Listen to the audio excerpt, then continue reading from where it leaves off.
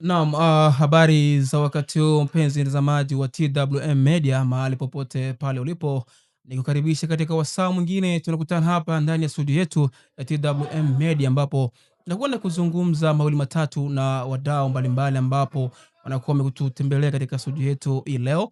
So katika siku ya leo tutakwenda kuzungumza na kijana ambaye hatakuwa mpya machoni mwako kwa sababu ushawahi kumuona katika nyakati mbalimbali zilizopita huko. So leo tuko naye mezani hapa tukwenda kuzungumza naye mawili matatu ili aweze kutubarisha na atupashe kila ambacho ametuandalia katika siku ya leo. Kumbuka hii ni TWM Media, unaweza kusubscribe pale YouTube, TWM Media, Facebook pamoja na Instagram kwa jina moja tu la TWM Media.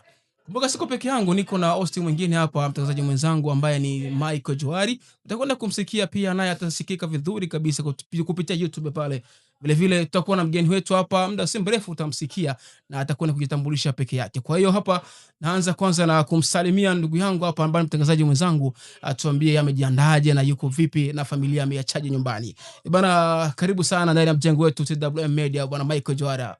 Yes, tuko vizuri kabisa na kwa siku ya leo tunafurahia kwa kuona mgeni tulionaye kwa siku ya leo na nina matumaini kwamba mambo yatakuwa mabaya na tutadiskasi mambo ya muhimu kabisa ambayo tutakuwa nayo mezani, na ukiwepo hapo tajiri wa moyo, naona kama mambo yanakamilika. Familia ni nzuri kabisa, namshukuru Mungu. Mungu anasaidia. Safi sana. Kama ulivyosikiliza mpenzi mtazamaji, mambo yatakuwa ni mazuri kabisa. So tusipoteze muda sana, ngoja nikutambulishe na umjue mgeni wetu kwa siku ya leo ni nani. Bwana, mgeni wetu si mwingine hapa, anaitwa Jile Bokande. Bwana, karibu sana. Asante sana. Mambo anasemaje? Salama kabisa. Mzima kabisa. Mzima. Familia wakoje nyumbani? Familia iko sawa. Safi sana. Bwana, karibu sana. Asante sana. Vipi, tuanze kwanza hapa, umefika hapa ndani ya mjengo wa TWM Media. Hebu tuambie comment yako, umeonaje mjengo, mandhari na mazingira ya hapa yakoje kwa jumla? Kila kitu kiko sawa, kiko fresh, professional. Yeah. Asante sana. Bana, kama ulivyosikiliza mtazamaji wetu wa TWM Media, mambo ndo kwanza tumeanza na tuko naye hapa Jile Bokande. Kama wale ambao hawafahamu, huyu aliwahi kuwa mchezaji wa timu ya D1 pale kambi Nyarugusu, na alicheza soka kabisa na ilikuwa ni soka ya uhakika. So tunakwenda kupiga naye mastori katika story yake ya soka na mambo kama hayo. So bila kupoteza muda, mimi nitaanza na swali moja kwake bwana Jile. Kwanza tuambie kwanza, kabla ya kwenda D1, so ulikuwa unacheza timu gani na ilikuwaje katika story yako ya soka kutoka D1, kutoka timu ya watoto mpaka kuja D1?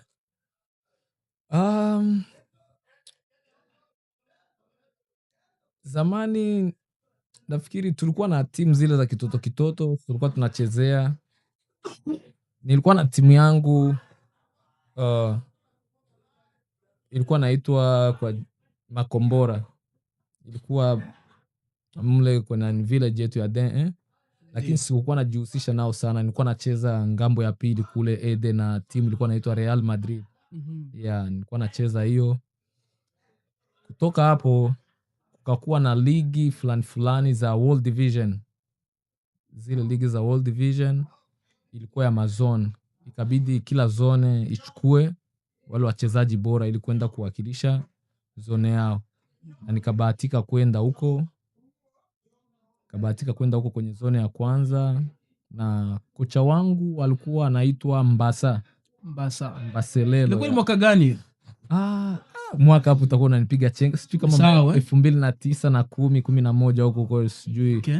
Ya Mbaselelo ndo alikuwa kocha wangu wa kwanza. Ndio. Sasa ikabidi tukaanza kupiga soka hapo kweli. Kwa kupiga soka pale nafikiri tulitoka nafasi ya pili ya kwanza hivi kama sikosei. Tulichezaga na nakumbuka demi final tulicheza na zone ya 3 wa Bonere. Ndio. Ya marafiki zangu Bonere Lampard. Aliwahi kuwa mchezaji wa FC Bilombe. Ya Bilombe. Okay. Tulicheza naye nikawaangusha, nikawatoa hapo nikishirikiana na rafiki yangu Juma. Aliwahi kucheza Feba namba 10 wa Feba ule. Tulikuwa tunacheza timu moja. Nilikuwa na wakina Juma wakina Bitondo. Sasa hivi ni Beki Mairo Abe kambini Nyarugusu. Nilikuwa na wakina Safari Etienne captain. Kutoka kwa kipindi hicho ikabidi msimamizi wa ligi ile alikuwa kwanza ni Baombwa. ndo alikuwa anaangalia hiyo ligi ya All Division. Alikuwa ni Baombwa kama mkubwa wa Africon pale. Sasa akaambiwa chukue timu ya wachezaji bora kwenye zone zile zote, kwa hiyo mzunguko selection yani. Tena nikabahatika nikapita, nikakuwa nacheza, nilichezea Baombwa, sikucheza muda sana. Nichezea Baombwa. Alafu wajua wazee pale waga wanatuangalia wakasema mtoto huyu anaweza akaweza. Acha tumchukue tumpandishe. Okay. So ilikuwa rahisi namna gani? Kwa sababu ukiangalia kwenye historia yetu ya soka la kambi Nyarugusu pale, mtu kutoka mchezaji kutoka timu moja kuenda timu nyingine ilikuwa ni kazi kidogo kabisa. So wakati ulikuwa cheza timu hiyo ndogo kabla ya kwenda D1, kulikuwa kuna mazungumzo, na kama kulikuwa mazungumzo gani, na kuna kiasi cha fedha ambacho kilitolewa kabla wewe kwenda D1 au namna gani? Hamna kwa kiasi chote kile. Unajua kwa nilikuwa nacheza pia, mimi ni mtoto wa D1 na nilikuwa mshabiki pia. Familia yote ni D1. Mama yangu aliwahi kuwa ni trezorier wa D1. Sasa sikukuwa na namna yote ile ya kukeuka ama kukataa kuchezea D1. Ila kuna timu zingine nilikuwa napendelea. Kwa naona hii timu naipenda, nitaichezea siku moja. Kama timu gani hizo? Hebu tuambie leo. Mimi nilikuwa napendaga RS Sport. Ile ni timu nilikuwa napenda kabisa kwenye damu, sidangani. Ila sikuwa na uwezo ule eti naweza nikacheza, maana nilikuwa mtoto kule. Okay.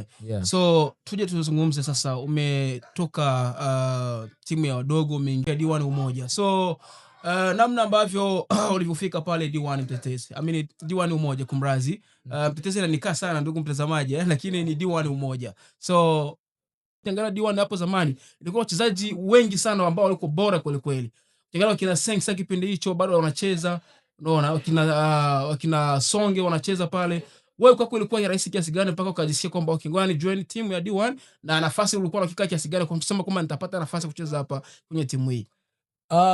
Cha kwanza nitawashukuru kwanza wachezaji wote wa D1 kwa kipindi chile wote niliowakuta. Na nitasema walikuwa wasomu na niwaelewa, walikuwa wananishika tu kama mtoto wao, mdogo wao, na walikuwa wananipa moyo wenyewe kwanza. Walikuwa wananipa moyo. Afu na wao kunipa moyo, afu na mimi yani nikakuwa najitoa kwenye anga. Ila sikuwahi kuwaza kwanza kama naweza nikacheza pale. Maana ukiangalia pale kuna Sengsa iko pale. Kuna wakina Sise, Makambo, Song, Nile. Unaangalia hapa nitatoboa kweli. Lakini wenyewe wale, ukimwangalia Sengsa full na alikuwa mchezaji mkubwa mwenye namba. Ule mzee kila mara alikuwa ananipa moyo. Alikuwa ananipa moyo kabisa. Ananiambia meza mate tu. Mechi yako kwanza kuchezea D1 Umoja ilikuwa ni mechi ilikuwa mechi gani? Ilikuwa ni mwaka gani? Mwaka hapo nitakuwa sipendi kudanganya. Maana ni nyuma kidogo, lakini sikumbuki. Ila mechi yangu ya kwanza ilikuwa ni DN 2VX. Tulichezea MA pale. Okay, matokeo yalikuwaje? Matokeo tuliwashinda 2-1, ila mechi ilikuwa ngumu sana. Na goli zote hizo, na njoo mechi ilinitengenezea jina hiyo pia. Ilikuwa ni kwenye ligi au ilikuwa ni mechi ya miko? Ilikuwa kwenye ligi. Kwenye ligi. Okay. Ilikuwa kwenye ligi. Nakumbuka tulikuwa tumeshapigwa. Tushapigwa bao moja. Basi kila mtu akakuwa amekata tamaa kabisa. Kipindi cha pili kwenye mwisho yuko tu. Kocha akasema pale, kocha wangu Mudibo. Mudibo akaongea akasema muache mtoto basi aingie, maana hapa hakuna kitu tutafanya tena.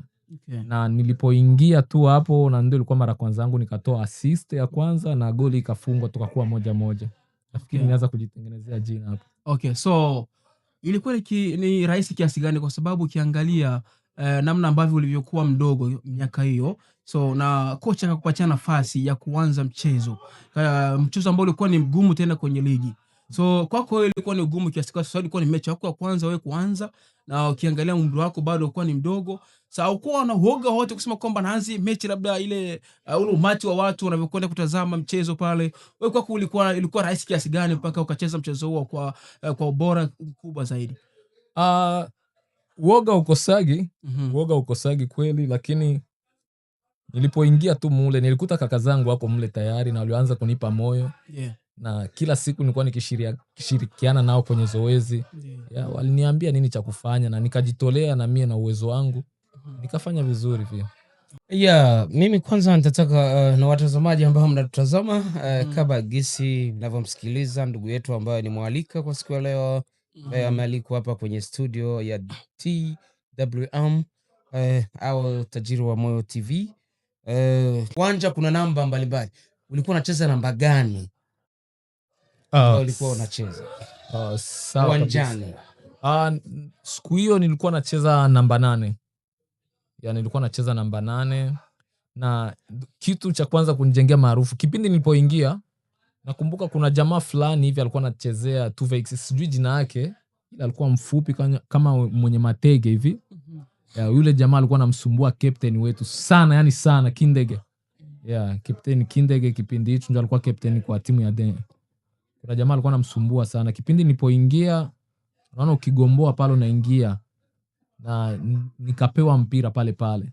Afu ule jamaa mie nikaanza kumuharibu. Na ndio ilikuwa mara kwanza yangu mie napigwa taiko kwenye mechi ya kwanza ya Den. Nafikiri assist zote na hiyo mechi ilitoka ni kwangu mie, kila kitu.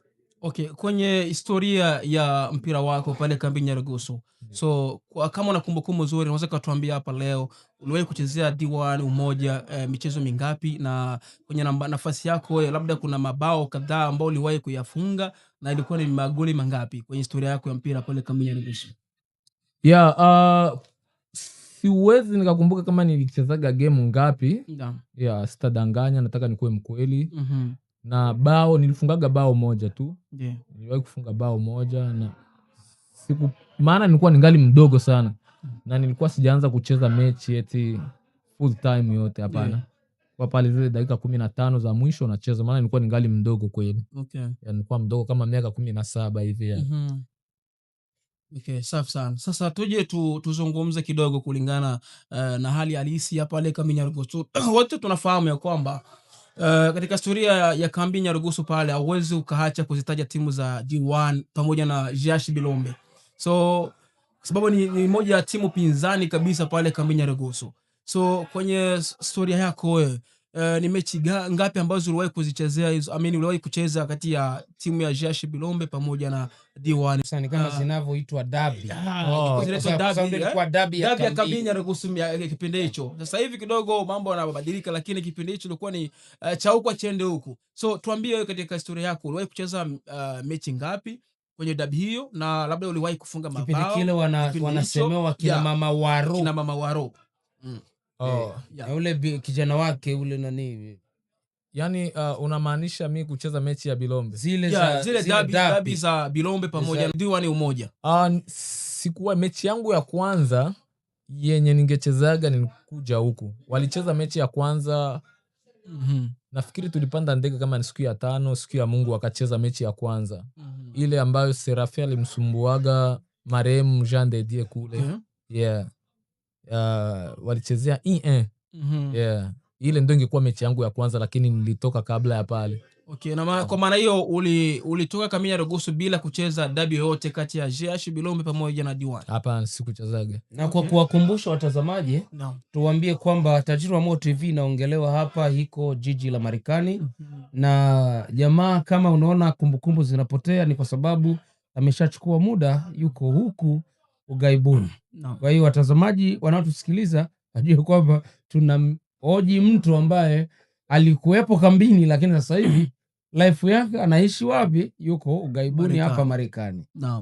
Na kama unavyoendelea kusikiliza mtazamaji wa TWM Media, tuko hapa Nashville, Tennessee, ndipo tunapoweka makao makuu yetu, na ndani ya mjengo tuko naye mwanamichezo ambaye yeye anaitwa kwa jina la Jile, na aliwahi kuichezea timu ya D1 Umoja pale kambi Nyarugusu. Sasa hivi anakipiga hapa nchini Marekani ndani ya jiji la Nashville kwenye timu inayoitwa Kalembelembe. So tuna mengi kuzungumza naye, ka hapo kuendelea kutusikiliza, na bado maswali yanaendelea, tunaendelea kumuuliza katika historia yake ya soka pale kambi Nyarugusu. Bado Jile tuko na ndani ya mjengo wetu TWM Media. So umezungumza kwamba au kubatika kucheza derby kati ya GH Bilombe pamoja na D1. Na pengine kuna zile derby ambazo pengine wanakuwa kidogo, kulikuwa zile derby ambazo ulikuwa unazishuhudia kati ya GH Bilombe pamoja na D1 Umoja. Labda pengine kuna mechi ambayo huwezi kuisahau kipindi bado uko mshabiki, hujaanza kuchezea timu ya D1, kuna mechi yote ambayo hujawahi kuisahau kabisa katika maisha yako, kusema kwamba kati ya hizi dabi ambazo D1 pamoja na Jasho washawahi kucheza, kuna hii mechi sitowahi kuisahau katika maisha yangu, na kwa sababu gani? Kuna mechi ya tarehe 9 mwezi wa 9 2009. Sitawahi kuisahau. Ilitokea nini? Hiyo mechi ilikuwa ni nzuri kati ya D1 na Bilombe. Ilikuwa ni mechi nzuri, timu zote zilikuwa zimejipanga vizuri. Na walikuwa na wachezaji wazuri kabisa. Ile sitawahi kuisahau, maana siku ile D1 ilifanya maajabu. Hata ilikuwa imepigwa, ikasawazisha, ikagomboa na kusawazisha. Sasa ile kila siku waga nakumbuka ile, sikuwa naamini kama itakuwa vile. Soka letu la mpira wa kambini pale hauwezi ukatenganisha na uchawi, kwa sababu uchawi unafanya kazi kubwa sana. Watu wanaamini kwenye uchawi kuliko kuamini kwenye wachezaji. Labda pengine kipindi hicho bado unacheza, ulikuwa unaamini hivyo hivyo kwenye uchawi kuliko kuamini kwenye kipaji cha mpira? Ndio. Vyote vilikuwa vinatumika. Ulikuwa unaamini kwenye uchawi unafanya kazi kwenye mpira? Ndio. Kivipi sasa? Tuambie. Ni mengi ya kusema. Uchawi ulikuwa unafanya kazi, maana ukiangalia, nakumbuka kuna mechi King aliwahi kucheza final, ililala siku 3 kama 2 sikosei. Wenyewe na Bilombe. Jasho na K1. Sababu ya kubadilisha jezi. Sio kwa jezi, walishindana mara kwanza, walishindwa kufungana tena wakalala. Siku ya 3 wanakataa kubadilisha jezi na ndio siku walipigwa sasa. Nafikiri siku ile, na kila mtu akiangalia kisoka ile KM Tetezi kwa kipindi kile hakukuwa na wachezaji hatari sana kama Bilombe, maana Bilombe walikuwa wabaya kipindi kile. Na hakukuwa na nguvu zote za kumzuia. Sasa hapo napaswa tuamini uchawi ulikuwa unafanya kazi. Maana walishindana kabisa, walishindana siku 2, final iko inalala. Unajua kwenye hiyo engo ambao unaizungumzia hapo bwana Jile, kwenye swala la uchawi kidogo inaleta mkanganyiko kidogo kwa wadau wa soka, kwa sababu ukiangalia mnapokwenda uwanjani timu zote mbili zinashiriki kwenye kutengeneza huo uchawi. Sasa mnatoka nyumbani, mtaalamu anakuambia kwamba nyinyi mechi mnaenda kupiga. Sasa kufika kule uwanjani matokeo yanakuwa tofauti. Sasa hapo uchawi unakuwa umefanya kazi au unakuwa ni uongo? Kwanza kuna vitu viwili tofauti. Kulikuwa mchawi, mshabiki. Nikisema mchawi na mshabiki, kuna mtu anaweza kuwa ni mchawi na ana ushabiki na ile timu. Ndio. Sasa hatokubali. Na kuna mchawi ni mchawi amekuja tu alipwe pesa, mechi ikiisha ajichane zake. Sasa huyo akipatwa pembeni, anapewa rushwa, ilikuwa ni rahisi sasa na yeye kuharibu mechi. Sasa ndio kulikuwa kuna vitu viwili hivyo tofauti ya uchawi. Bado niko na wewe hapo kwenye uchawi. Tunakumbuka vizuri kuna hizi mechi za D1 na JH Bilombe. Tumewahi kushuhudia D1 ikibuka na ushindi kwenye mechi pamoja na JH, na tumewahi kushuhudia JH ikibuka na ushindi kwenye mechi ya wa JH pamoja na D1 na D1 umoja. So unaamini ni uchawi ndio ulikuwa unafanya kazi? Na kwa nini ikiwa ni uchawi ndio unafanya kazi, hizi mechi huyu akashinda msimu huu na msimu unaokuja huyu naye kashinda, kwa nini ilikuwa tokea hivyo kama ni uchawi ndio ulikuwa fanya kazi?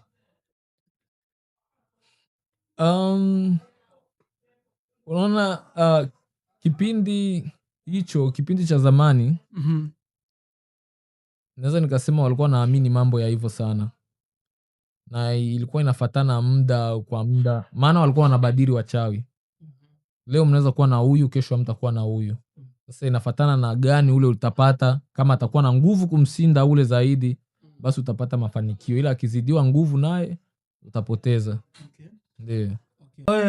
Kwa kweli kwaje kwenye mazingira hayo ya kambini ya Rugusu, mchezaji gani ambao ulikuwa unaona kwamba kwenye soka lile la kambini ulikuwa unamfagilia sana, ulikuwa unafuatilia sana kwenye uchezaji wake? Stumai. Stumai. Alikuwa chezea timu gani? Stumai alikuwa beki namba 5 wa RS Sport. Kwa nini Stumai na sio wachezaji wengine? Nilitokea tu kumpenda. Nilitokea kumpenda kabisa, nilikuwa nampenda sana. Na kila mechi ya RN nilikuwa najielekeza ni kumwangalia ni yeye tu. Yeah. Ni kitu gani special sana alichokuwa nacho Stumai kilichokusababisha mpaka ukaacha wachezaji wote wale ukamchagua yeye Stumai? Yeah. Kwa gisi alikuwa anajitoa na kucheza mpira nilimpendaga, maana kuna mechi walichezaga na D1 afu waliokuwa mipira ya ajabu sana kutoka kwenye goli. Yeah, nilipita nampenda kabisa mara moja. Okay. Yeah. Asante sana bwana Jile, tunaendelea kuwa na wewe katika studio yetu TWM Media. Na mpenzi mtazamaji, kumbuka tuko na Jile hapa. Huyu aliwahi kuwa mchezaji wa timu ya D1 Umoja pale kambi Nyarugusu. Sasa hivi yupo hapa Nashville, Tennessee. Sasa Jile, kama swali lilivyotokea kwake na alivyokuuliza kuhusu kwamba nani timu, labda kuna timu ambayo ilikuwa inakushawishi ingawa hata D1 ilikushawishi kwa kuwa uko talented na ikakuchukua kuja kuichezea, labda kulikuwa timu ulikuwa nasema, nisikia kama uligusia kama timu hipi ambayo nyingine kwenye hizo timu ambazo ulikuwa unaona kwamba eti hapa kipaji changu naweza nikakiendeleza tofauti hata na D1? Labda kwa sababu hiyo inakuwaga ni opinion ya mtu. Kuna siri ya mtu. Yeah. Nafikiri kiwango changu ningeendelesha fasi yote ile. Yeah, ningetupa fasi yote ningekiendelesha, ila kuna timu ile nilikuwa nayo mapenzi. Nilikuwa napendeleaga sana kuchezea RS Sport. Yeah, ila kipindi hicho ilikuwa ni mambo yenye haiwezekani ama haingewezekana kabisa. Maana nilikuwa mtoto, sikuwa nafasi ya kuishi kule. Na niliwahi kuambia hata babu yangu, mimi nikamwambia mimi napenda nichezee RS. Akaniambia seme ukienda chezea RS Sport wame na nisikuonagi hapa na nyumbani usifikagi. Kitu gani kilichokuwa kinakuvutia na mpaka kupenda RS? Ni hiyo tu yenye uliyozungumzia hapa kusema kwamba unampenda Stumai au ilikuwa na kuona kwa sababu ile wakati Stumai anacheza palikuwa wakina Biangando Wabebeto, palikuwa wakina Bebeto Albert, palikuwa wakina Vialobert Mzua Maani, palikukuwa marehemu jina imenipotea, Madingo marehemu. Walikuwa wachezaji wengi sana kule. Kulikuwa na wakina goalkeeper na ilikuwa kwa sababu RN ilikuwa sio moto wa kuotea kabisa, ilikuwa mbali kabisa. Ndio ilikuwa ishikiki. Ilikuwa hiyo ndio ilikuwa inakusababisha kuipenda RN kwa sababu huko role model wako, au ulikuwa unaipenda timu na soka wanaotembeza Africa Sport? Kiukweli kipindi wanapambana na D1 niliona kisi wanasumbua D1 wanavyocheza, na ndo siku nilipita na mapenda, niliwapendelea siku hiyo, ila tu ilikuwa juu ya uwezo wangu sana mimi kuichezea, ila nilikuwa naipenda kabisa, sio eti kushawishiwa. Kuna timu zingine zilikuwa nanishawishi niwachezee, lakini RN ilikuwa ninaipenda. Hicho kipindi timu zipi ambazo zilikuwa ziko top, ambazo zilikuwa kabisa zinagombania ule mfumo wa kisoka pale kambini Nyarugusu? Nafikiri ilikuwa D1 Umoja ambacho wewe ulipata hiyo fursa ya kulikuwa na D1 Umoja, Bilombe, Feba na RN. Ndio zilikuwa timu 4 kubwa sasa hivi kipindi hicho. Soka inaendelea. Na sasa hivi bado inaendelea. Walio wengi ndo hivyo, mlicheza mkatoka kwenye timu ndogo na mkaingia kwenye timu kubwa, na sasa hivi bado soka inaendelea kambini Nyarugusu. Soka ya zamani ile ambayo tulizoea sisi kuiona na sasa hivi, kuna tofauti ambao unaiona au bado tuko kwenye mfumo? Hususan timu zetu ambazo sasa hivi ingawa tuko huko gaibuni tunafuatilia mambo yetu ya nyumbani, tunaona wanacheza Young Boys, Yokohama, viwanja ni vile vile vya nyumbani. Kuna tofauti mkubwa huko. Kuna tofauti mkubwa sana, mkubwa tena sana. Maana nitasema kama zamani ndo walikuwa wanacheza soka. Kwa nini? Zamani nakwambia kwa nini walikuwa wanacheza soka, wengi wao walikuwa wanajitoa muhanga. Walikuwa wanajitoa muhanga kwa chochote kile. Maana kuna timu zingine zilikuwa hazina hata jezi. Utakuta inacheza na jezi ya timu nyingine, wanaenda kuazima au ya RCC. Ndio. Ila sasa hivi kila timu iko na jezi, wana wasponsor wazuri, wana mambo yote ile wanayotaka, viatu wanapata kwa muda wanaotaka. Ila zamani hata miguu wazi wengine walikuwa wanacheza hivyo. Na yevu. Ndiyo.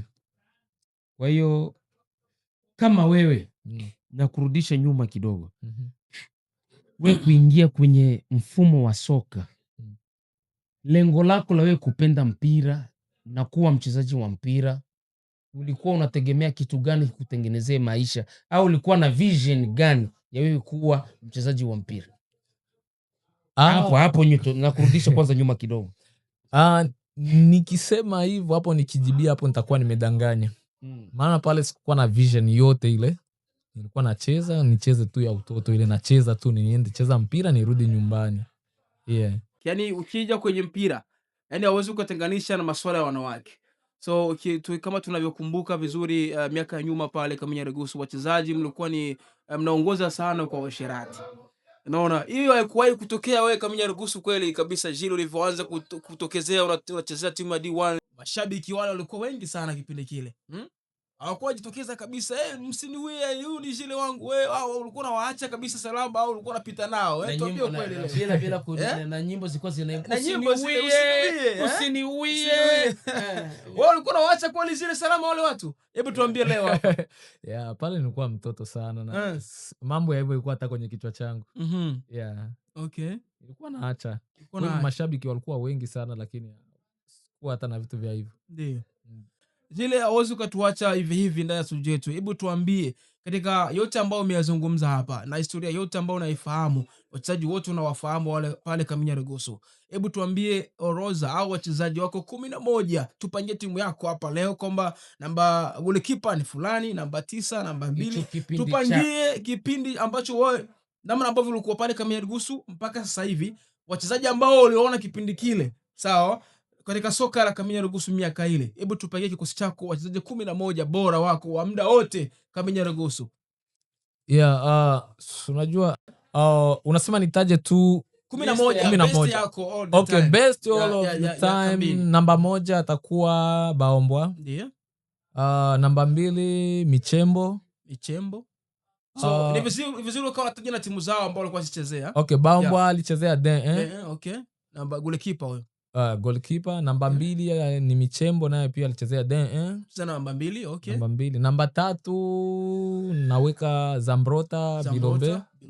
Okay. Namba 4 Namba 4 ni Okoronko wa Gachube Sad Amina Taribo West wa Bilombe. Okay. 5 ni anajulikana Song wa timu gani? D1. Alichezea Okay. D1. Namba 6 pale nitamweka jamaa alikuwa anaitwa Batende Gatuso. Okay. Alichezea bado namba 4 hapo. Namba 6 huyo. Okay, sawa. Yeah, namba 6 Batende. Alichezea alichezea sawa.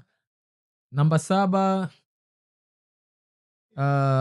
nitamweka mzee wangu, kocha wangu Mbaruko Jeash Bilombe. Okay. Yeah. 8 nitamweka mzee rest in peace mzee Masha Kado. Yeah. Okay. Chezea timu ya D1. Timu ya D1. Okay. Yeah, na namba 9 ni babangu mkwe Akwa Santa mwana Maria. Yeah, alikuwa timu gani? Wa Jeash Bilombe. Okay. 10 namweka baba yake na Prince, alikuwa anatumia kwa jina la Kaslo. Shimama pale. 10. Yeah. 11. Na 11 pale namweka mdogo wangu Seranto. Kucheza timu gani? Alikuwa anachezea Umesahau namba 4. Hamna, namba 4 nimeweka. Niko nani? Taribo. Ameweka Taribo. Namba 5 ndo Songe. Yeah. Okay. So umetaja orodha wachezaji 11. Ndio. Na kwa majina ambayo tumeyasikia hapo ni wachezaji ambao wametoka katika timu zote mbili. Yaani Jeash Bilombe pamoja na D1. Na Kaminya Regusu kulikuwa timu nyingi sana. Kwa nini umetoa wachezaji wa timu zote wa timu mbili? Kwa nini sio kwa timu nyingine tofauti na DE pamoja na Jeash? Maana nachagua wachezaji kwa ubora wao. Maana kwa wachezaji ambao uliwataja hao hakuna timu zingine zilikuwa toa wachezaji bora tofauti na timu hizo mbili Jiashi pamoja na D1? Unajua kwa maoni yako hakuna, maana ukichezea zile timu ukichezea kuna wachezaji wazuri, lakini ukichezea zile timu kwanza yani una kiwango cha juu zaidi. Ni kama huko juu tu. Nijikumbusha hapo mwanzoni umesema mchezaji ambaye ulikuwa unampenda sana katika soka la Kambi Nyarugusu ilikuwa ni Stumai. Stumai alikuwa anapendea kwa uchezaji mpira au lifestyle ya tofauti na mpira? Nilikuwa nampenda sababu ya uchezaji wake mpira. Kwenye 11 hujamweka hapo? Ningemweka wangesema jua anampenda ndio maana. Hata hivyo tuna wakina ila anajua Joma Ali Kolokolo ndio. Wote wajawekwa hao. Kwa sababu amesema tuko na wakina nani ndo nani R1 kule alikuwa anacheza namba 7 hiyo miaka yenye uko nasema kuna Bebeto Biangando. Hapana, nani Biangando. Haujamweka kwa sababu kwenye selection za kwenda kucheza kutoka timu ya Nyarugusu inaenda kucheza Lugufu. Kempo ya pili ya Lugufu kulikuwa mchanganyiko, ndio ilikuwa inaitwa selection ya wachezaji. Sawa, tulikuwa tunaona wakina hao Biangando wote wanachukuliwa, kina Stumai wote wanaenda kucheza kama ni Lugufu tu, wanaenda kucheza na Afya kwa sababu ndio ilikuwa timu kubwa kule Lugufu tu. Ya Lugufu 1 ilikuwa Red Cross wakina Koko wakina Mlala wakina nani ile wakati ndio hiyo unaosema, lakini walikuwa kwa selection wanachukuliwa wachezaji. Sasa wewe una selection yao, what's going on? Sababu hapo tunataka watazamaji na wenyewe waelewe. Hiyo ni tutataka waelewe kwa nini umechagua, kwa sababu ndo unaowafahamu au wengine wafahamu okay. Amna sio sema kumfahamu mtu, maana kuna wengi zaidi na wafahamu zaidi ya hapo. Niko na marafiki zangu walikuwa anacheza, nilikuwa nacheza nao, lakini sijawasema. Mimi nampatiaga mtu nafasi anayostahili. Siangalii undugu ama nini. Kama unastahili ile nafasi nitakupa tu. Yeah. Na mtazamaji wa TWM Media, huyo ni Jile akitaja kikosi chake cha wachezaji 11 bora ambao yeye aliwahi kuwashuhudia katika soka la Kambi Nyarugusu. Na lazima tuheshimu maoni yake kwa sababu hayo ni maoni yake. Hatuwezi kupingana naye. Kwa hiyo wewe naye kama na maoni yako wachezaji wako 11 ambao unaona kwamba ni ndo best of all time ya Kambini, tuarejea katika sehemu ya comment hapo na tutapita nayo, na baadaye hapo katika vipindi vyetu vijazo tutaruka nawe hewani kabisa. Jile, tukiendelea au tukimalizia kipindi chetu cha leo, hebu tuambie kitu gani hasa ambacho hatukuja kuuliza leo ungetaka ukizungumzia au mashabiki wa soka na au wachezaji wanakusikiliza na watu wengine au wadau wa soka tu waende nacho katika siku ya leo? Hebu tuambie ni kitu gani hicho ambacho tumekosa kuuliza hapa ulitamani tukikuulize na ukizungumze leo? Karibu. Amna, nataka tumalizie kikosi cha pili. Maana tulisema tutapanga cha kwanza na cha pili. Okay. Yeah. Au sasa kikosi cha pili kinakuja baada ya sisi kusema wakina Mlala hapo wametajwa au namna gani? No, hapana. Nafikiri tulisema mbele ukasema kwanza first 11 afu au wengine wafuatie. Okay, twende kazi. Yeah. Nafasi ya pili namba 1 kwa magolikipa. Ndio. Bogar. Ndio. Yeah, namba 2 ni jamaa mwingine fulani aliwahi kuchezea alikuwa anaitwa Idi, mtoto Idi. Yeah, akaenda South Africa. Ndio. Yeah, namba 3 pale nitamweka Brata chezea Den. Yeah. Namba 4 nitamweka Kisaso aliwahi kuchezea Feba, namba 4 wa Feba. Okay. Namba 5 nitamweka Pamba. Wa Young Boys. Yeah, Pamba wa Young Boys. Namba 6 ni Kameleo Leki, alichezea Bilombe. Yeah.